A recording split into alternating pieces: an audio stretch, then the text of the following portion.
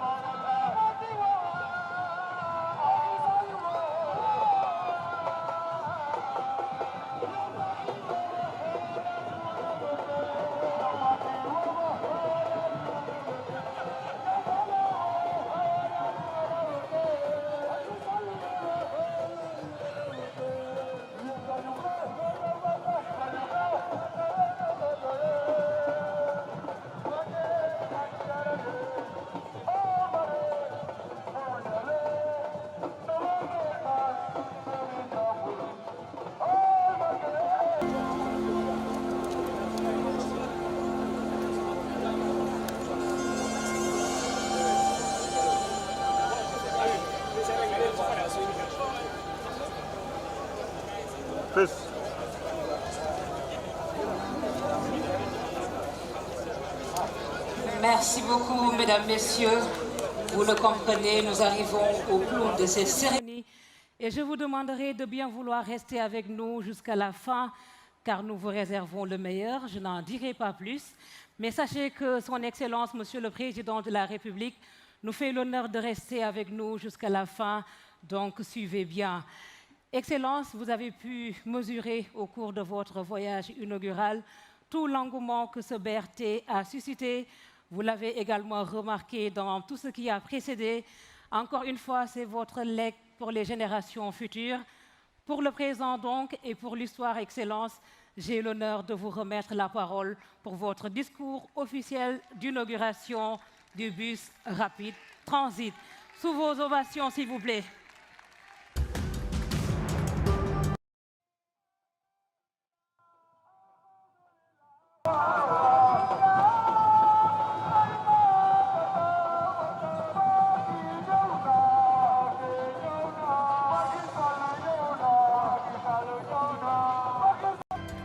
Merci beaucoup. Monsieur le Président de l'Assemblée nationale, merci s'il vous plaît, merci beaucoup. Madame la Présidente du Haut Conseil des collectivités territoriales, Monsieur le Ministre des Infrastructures,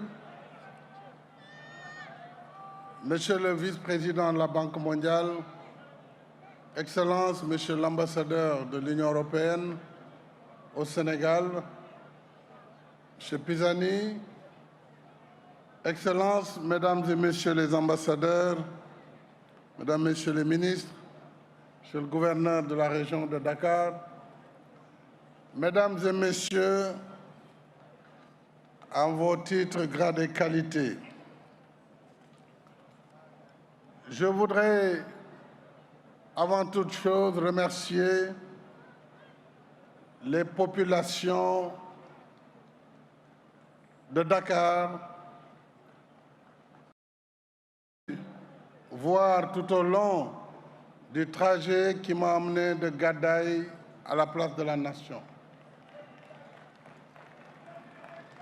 Ménagères, ouvrières, jeunes, enfants, religieux, ce BRT, sous nos BRT, c'est pour vous. Je salue le président de la Géroute, les représentants de la société Meridiam et de toutes les entreprises partenaires qui ont œuvré au lancement des travaux du projet Bus Rapide Transit. Et je suis d'accord avec Stéphane Volant qu'on peut de la Teranga. Le premier du genre dans notre pays, mais également en Afrique de l'Ouest. Nous faisons ce dimanche 14 janvier 2024 un autre saut qualitatif au Sénégal moderne.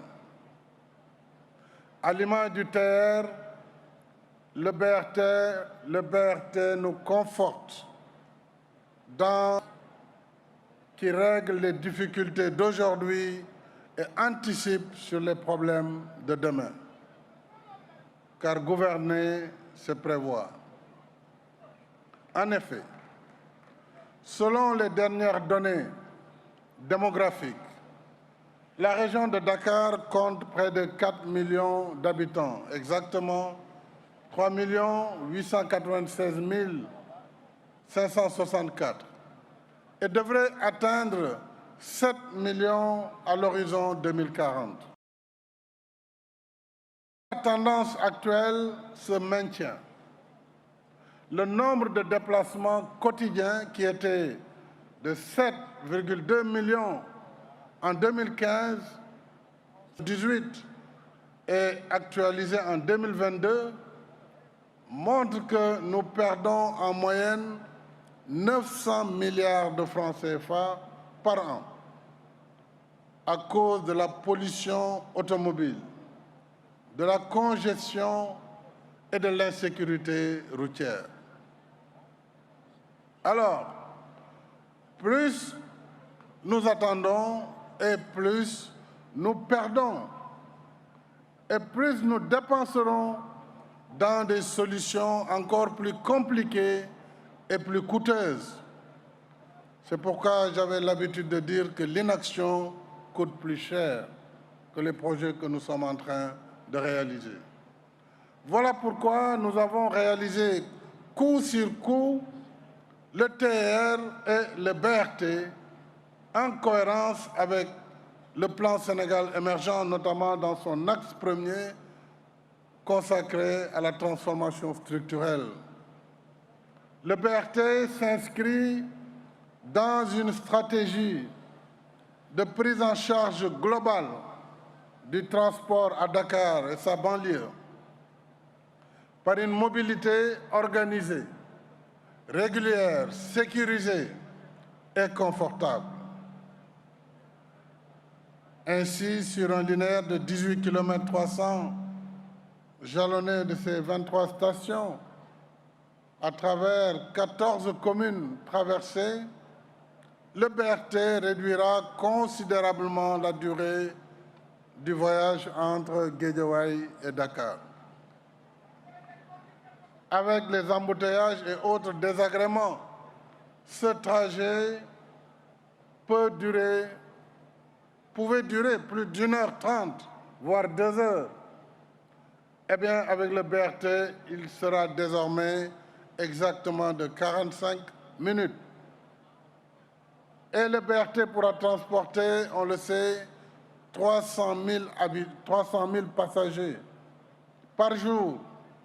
Alors, si vous y rajoutez le TR, avec ses 115 000, c'est presque un demi-million de personnes qui sont transportées par jour dans des conditions de confort et de sécurité. Et nous allons donc voir une organisation nouvelle du transport dans des conditions de régularité, de sécurité, de confort, avec naturellement la climatisation et tous les outils modernes tels que le Wi-Fi à bord. Je rappelle qu'une compagnie spéciale de la police nationale a été déployée en permanence pour assurer la sécurité des bus, mais également des infrastructures et des équipements, ainsi que la fluidité du transport. Mais je voudrais aux populations de Dakar, elles seront les meilleures gardiennes, puisque ce BRT est le vôtre, n'acceptez pas qu'il soit détruit. Ainsi, de 121 bus, nous allons vers une acquisition de nouveaux bus à hauteur de 158 à terme, et une plateforme dotée de technologies de dernière génération assurera l'organisation et le monitoring de l'ensemble du système. J'ai pu le visiter cet après-midi. La pollution évitera l'émission de CO2, l'émission exactement de 59 000 tonnes. Rassurer Dakar Mobility, Meridiam, Sénélec et le Fonds 6 que les dispositions seront prises pour vous permettre comme fournisseur d'électricité à partir du solaire pour assurer l'alimentation du BRT et être partenaire de Sénélec, puisque c'est un projet que nous devons soutenir. Le BRT emploie 1000 jeunes, emplois directs, dont 35. Dans un premier temps, il faudra monter pour arriver à la parité. J'ai également plaisir de constater que le fonds de financement de la formation professionnelle, le 3FPT, travaille étroitement avec Dakar Mobility pour la formation de 50 conductrices en collaboration avec le Centre de formation des métiers portuaires et de la logistique. 25 conductrices sont actuellement en cours de formation. En outre, avec le soutien de la Banque mondiale, nous avons créé un master interuniversitaire, je vous félicite pour cela, en transport et mobilité. Mobilité numérique, à travers le partenariat avec le CETUD, l'École supérieure multinationale de télécom, vous l'avez rappelé, et nos deux écoles polytechniques de Thiès et de Dakar. Alors ce master qui fait partie intégrante du projet du BRT offre à nos jeunes de nouvelles opportunités de formation et d'emploi dans différents corps de métier du transport moderne. C'est aussi cela l'inclusion sociale par des tarifs soutenables et la facilitation d'accès pour les personnes vivant avec un handicap. Et je vous remercie pour la prise en charge de la moitié du tarif pour les personnes détentrices de la carte d'égalité des chances, qui sont donc des personnes vivant avec un handicap. Je voudrais, mesdames et messieurs, annoncer ici qu'à la fin des essais en cours, la mise en service du BRT se fera progressivement, probablement après le mois de février. Plus qu'un système de transport, le BRT va contribuer à la modernisation et à l'embellissement des 14 communes traversées avec un réseau d'assainissement de 40 km. Ces aménagements déjà visibles avec les pistes cyclables, mais également les voies piétonnes et plus de 1600 lampadaires. À terme, il est prévu tout simplement une restructuration globale du réseau de transport en commun avec un nouveau programme prioritaire de 32 lignes et un parc de 1000 bus dont le financement est déjà acquis. À ce niveau, je salue la Team Europe qui est notre partenaire dans ce programme et tous les autres partenaires qui nous accompagnent dans ces bus de rabattement. L'exécution de la première phase de ce programme, dont le financement, je l'ai rappelé, est déjà acquis, se fera sur la séquence 2023, 2024, 2026. Mesdames et messieurs, ce projet majeur du PSE, d'un coût global de 419 milliards de francs CFA, a été financé par l'État grâce à des prêts concessionnels de la Banque mondiale et de la Banque européenne d'investissement et un apport du secteur privé. En réalité, nous avons ici un projet de partenariat public-privé. Et je réitère à nos partenaires de la Banque mondiale et de la BI tous nos remerciements pour cette confiance renouvelée en appui à nos efforts de développement. Je salue votre engagement par ailleurs pour le JETP, qui est le Just Energy for Transition Partnership, qui nous permettra vraiment d'éviter d'emprunter les voies de la pollution et de projeter le Sénégal à 40% d'énergie renouvelable à l'horizon 2030, dans 6 ans. C'est un pari important, mais c'est un pari que nous gagnerons avec nos partenaires du JETP.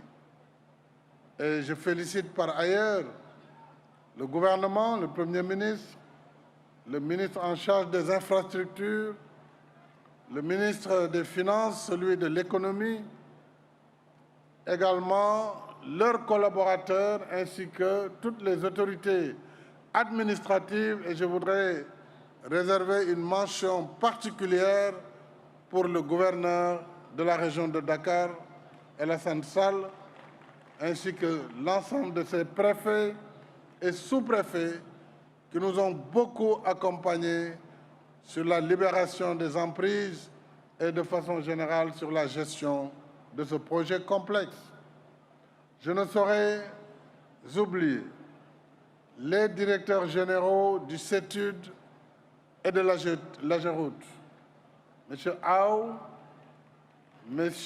Ndao, sans oublier Ibrahim Ndiaye, bien sûr, qui a été là pendant le début du projet et qui l'a beaucoup accompagné. Je félicite l'ensemble des collaborateurs et toutes les équipes pour les efforts considérables qu'ils ont consacrés à ce projet. Félicitations également aux entreprises partenaires qui ont contribué à l'exécution des travaux, notamment CRBC de Chine, Sira du Mali, Ingerop, AGTS, APAV, mais également Dakar Mobility, Sistra et ICA, qui tous ont joué leur partition pour la réussite de ce projet. Je remercie enfin tous les acteurs qui ont facilité l'acceptabilité sociale du projet, la libération apaisée des emprises, autorités administratives et territoriales, les maires, que ce soit des deux villes de Dakar et de Guédiawaye, mais également les maires des différentes communes traversées, les riverains et de façon générale les populations qui sont au premier chef impliquées dans la gestion de ce projet, et surtout les comités d'initiative, les associations de transporteurs et les associations citoyennes. C'est un jour de grâce, un jour de remerciement. Ce genre de projet, mes chers compatriotes, est complexe. Il est difficile à concevoir, il est difficile à financer et à exécuter, surtout en milieu urbain, densément peuplé et traversé de réseaux d'assainissement, d'eau, d'électricité, de télécommunications. S'y ajoute que ce projet a été réalisé en pleine pandémie de Covid-19. Eh bien, on peut imaginer la somme extraordinaire d'efforts et d'expertise déployés pour réaliser cette belle performance. Aujourd'hui, nos partenaires citent le BRT en exemple et invitent le CETUD à partager son expérience. Bravo à l'ensemble des équipes mobilisées dans les travaux du BRT. Je voudrais vous engager et engager le gouvernement à poursuivre l'étude sur la seconde phase en relation avec nos populations, avec nos partenaires, j'allais dire, afin que les populations de Pékin en particulier puissent également bénéficier du BRT. Et je voudrais à présent lancer un appel solennel aux usagers et à toute la population. Le BRT, c'est Sunu BRT. C'est notre BRT, toutes catégories sociales confondues. Et j'invite les cadres supérieurs, cadres intermédiaires, à emprunter le BRT et à garer leurs véhicules pendant la semaine afin d'alléger la circulation et de diminuer la pollution. Le BRT, c'est celui de nos enfants, de nos élèves et de nos étudiants Comme avec le TR, le BRT nous permet de voyager dans d'excellentes conditions et de mieux gérer notre temps. Alors, tous ensemble, faisons du BRT notre bien propre et protégeons-le par une attitude positive, patriotique et citoyenne. Aujourd'hui, mes chers compatriotes, avec le TR, le BRT et les 350 bus de dernière génération Iveco de Dakar Demdik, j'ai réalisé la promesse qui me tenait à cœur de doter notre capitale d'un système de transport public multimodal, moderne et digne de son nom. De plus, 55 chantiers de construction et de réhabilitation de routes sont actuellement en cours sur l'étendue du territoire national. Je rappelle que la phase 2 du TR, Diamniadio-AIBD, aéroport international, sera achevée dans quelques mois et que les études de la phase 3 pour son prolongement vers Thiès et vers Mbour sont déjà lancées. Il en est de même pour la phase 2 du BRT. Je crois avoir répondu à M. En outre, le transport de passagers Dakar-Thiès par train reprendra incessamment, puisque le ministre a insisté avec ses équipes pour qu'à partir de Diamniadio, que les gens puissent prendre l'ancien train pour arriver à Thiès. Eh bien, mon rêve, c'est de voir un maillage complet de notre pays en infrastructure, avec plus de routes, plus d'autoroutes, plus de chemins de fer, de ports, d'aéroports, de ponts et de pistes de désenclavement pour bâtir progressivement le Sénégal territorial et la justice sociale. C'est cela le Sénégal de tous, le Sénégal pour tous. Le Sénégal de nos rêves est à notre portée si nous restons dans le temps de l'action et de la construction. C'est à cela que je vous convie, mes chers compatriotes, parce qu'un pays se construit avec des bâtisseurs, non des casseurs. Bon voyage à tous les futurs passagers du BRT. Je vous remercie de votre attention.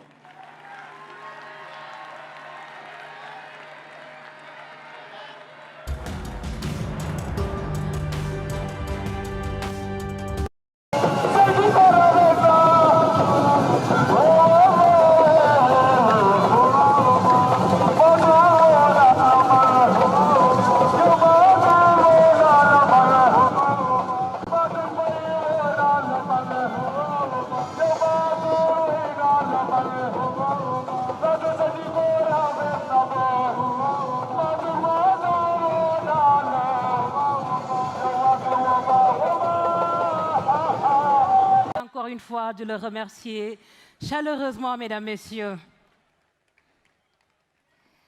Et nous allons poursuivre cette cérémonie. Mesdames, messieurs, merci de rester assis.